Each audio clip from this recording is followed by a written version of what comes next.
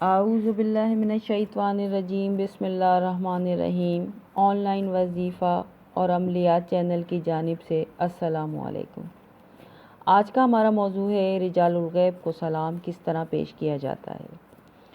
اس سے پہلے آپ ہمارے چینل کو سبسکرائب کر لیں اور اپنے دوستوں کو شیئر کر دیں تاکہ یہ معلوماتی ویڈیو ان لوگوں کو بھی پہنچ جائیں۔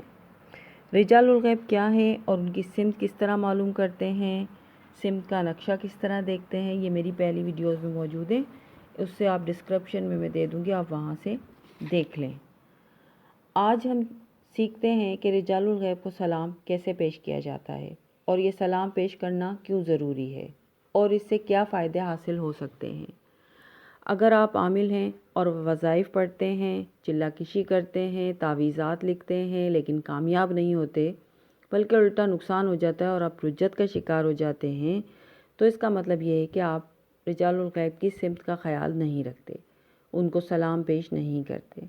رجال الغیب کی سمت سے متعلق ویڈیو ڈسکرپشن میں موجود ہے، آپ وہاں سے دیکھ لیں اور میں آئی بٹن میں بھی دے دوں گی۔ آپ پہلے رجال الغیب کا نقشہ دیکھ کر ان کی سمت معلوم کر لیں اور پھر اس کے بعد اس سمت کی طرف 7 قدم بڑھائیں اور یہ سلام 7 دفعہ پڑھیں۔ سلام یہ ہے: السلام علیکم یا رجال الغیب و یا ارواح المقدسہ آجبونی بدعوۃ واغیثونی بغوثۃ واعینونی بقوۃ وانظرونی بنظرۃ یا رقیبو یا نقیبو یا نجیبو یا ابدالو یا عتادو یا قطبو یا غوثو آئونی بحرمت محمد صلی اللہ علیہ وسلم وعلیہ وصحبہ اجمعین۔ یہ سلام آپ 7 دفعہ پڑھیں۔ اس سلام کی یہ میں لکھا ہوا بھی اسکرین پر دے رہی ہوں تاکہ آپ اس کو یاد بھی کر لیں تاکہ آپ کو آسانی ہو۔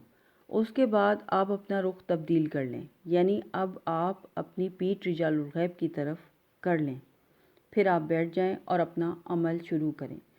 رجال الغیب کو سلام کرنے سے ان کی مدد آپ کو اپنے عمل میں حاصل ہو جاتی ہے اور پھر اس طرح آپ رجال الغیب کا کام بھی یہی ہے کہ وہ وظائف و عملیات پڑھنے والوں کی مدد کرتے ہیں اور آپ کو عمل و وظیفے میں رجت بھی نہیں ہوگی اور آپ کی طاقت اس عمل کو کرنے میں بڑھ جائے گی اور آپ کے جو پہلے آپ وظائف پڑھتے رہے ہیں اس کے مقابلے میں آپ کو خود محسوس ہوگا کہ اب آپ جو وظائف پڑھ رہے ہیں اس میں وہ طاقت ہے، وہ قوت ہے اور آپ کا وظیفہ اثر کر رہا ہے۔ شکریہ۔